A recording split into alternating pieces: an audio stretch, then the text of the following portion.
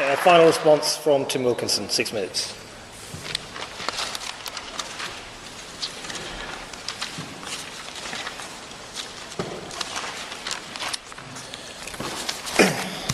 Well, I was interested to hear I've been reading Peter's blog recently in preparation for this, and I read the piece about the magistrates complaining, and I just mentioned that one of the points they make is extensive net widening has occurred over recent years, drawing in more young people and adults into the criminal justice system, which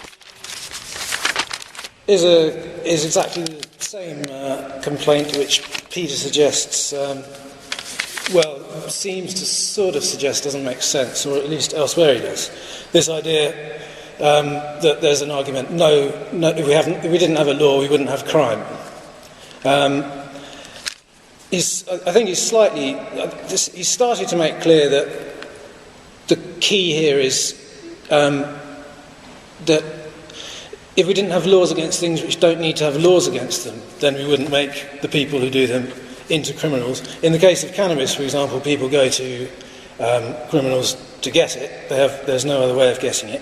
And in the process, they come across people who are also selling speed, ecstasy, various other things, stolen goods, without even having to go to a car boot sale. But, I mean, there is a difference between things which are moral crimes, like theft, violence, and things which are, if they're to be prohibited at all, are to be prohibited as an administrative matter. And I think actually that some of the justifications Peter's given for prohibiting cannabis have that kind of character. We're talking about deterrence, that everybody should be prohibited from taking cannabis in order to deter the young by threat of going to prison, which I've also pointed out will mean that they're going to be used, quite a few of them are going to be made examples of and actually go to prison as a result of this. And I'm not really sure that Peter would be very happy about that, and that's why I mentioned that this is a utopian vision. The idea is that deterrence will be so effective that everybody will just stop doing it. That just doesn't happen. And by the way, it's utopian in the sense of a non-place, not a good place. I won't go into the Greek. The temperance movement. So not everyone takes drugs because people in the temperance movement didn't. I don't think that affects my point that there are always going to be. I think there is always going to be, and always has been, or at least for the foreseeable future, there's going to be a tendency for people to want to alter their state of consciousness. And that means we have to make allowance for that. And we do that at the moment with alcohol. I'm suggesting cannabis can be added to that it's not necessarily an additive thing. People can't just keep piling drug upon drug. Cannabis is, to a large extent, a substitute for alcohol. People smoke more cannabis to drink less alcohol. Some people prefer cannabis and scorn alcohol as a result, or not as a result. So I think this idea that we're going to have people being made an example of, children being made an example of. And by the way, I'll just quote Peter on the use of children in these debates. I'm always suspicious when people start talking about children in these instances. It's usually a sign of propaganda. I mean, admittedly, that was in a discussion of children going without food because of government cuts. So, I mean, that's a fairly reasonable point, I suppose.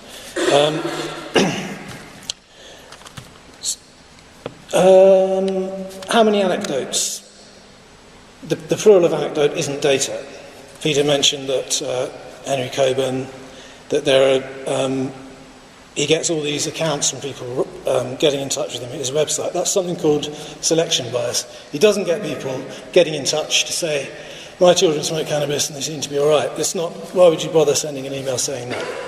He gets an email from people whose children are ill or they're not doing well at school and they found a joint in their room, and it's, I'm afraid to say, it is an easy thing to blame.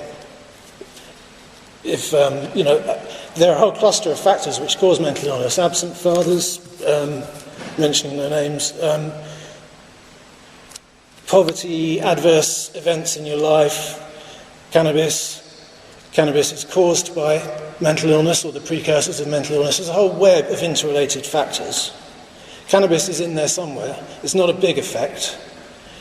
We need to look at the reasons why people use cannabis heavily. It's heavy cannabis use in adolescence, which people are saying increases the minuscule risk of schizophrenia by a certain factor, 1.5, possibly 2.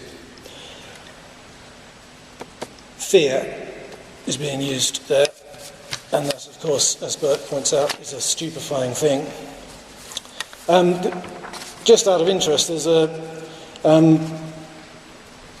another example of Peter's sort of attitude to the use of the law, that it's almost Swedish in its single-mindedness, that the one thing that must be achieved at all costs is getting rid of cannabis use, or reducing it by a certain proportion. It doesn't sound quite so worthy of single-minded attention, if you put it like that, but he seems to regret that the strict liability offence of allowing cannabis to be smoked on one's premises was abolished. He attributes this to the Misuse of Drugs Act 71, but in fact it was never abolished, it didn't exist, but he seems to wish that it did exist, that people who have absolutely no knowledge of what's going on in a certain building should be punished if somebody takes cannabis in there, presumably for some general deterrent effect, or to encourage them to keep snooping on the neighbours, or perhaps, as in Sweden, stopping them in the street and demanding urine samples in order to stamp it out.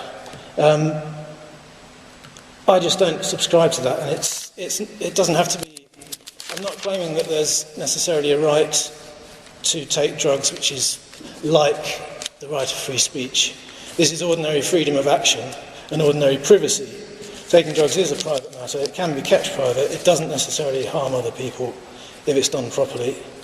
Saying that it hurts families because if you hurt yourself, your family gets upset, you can say that for any way of harming yourself. So if that goes through, then we ban anything which might have health risks for the benefit of your family, if you're lucky enough to have a family that cares. And that's it.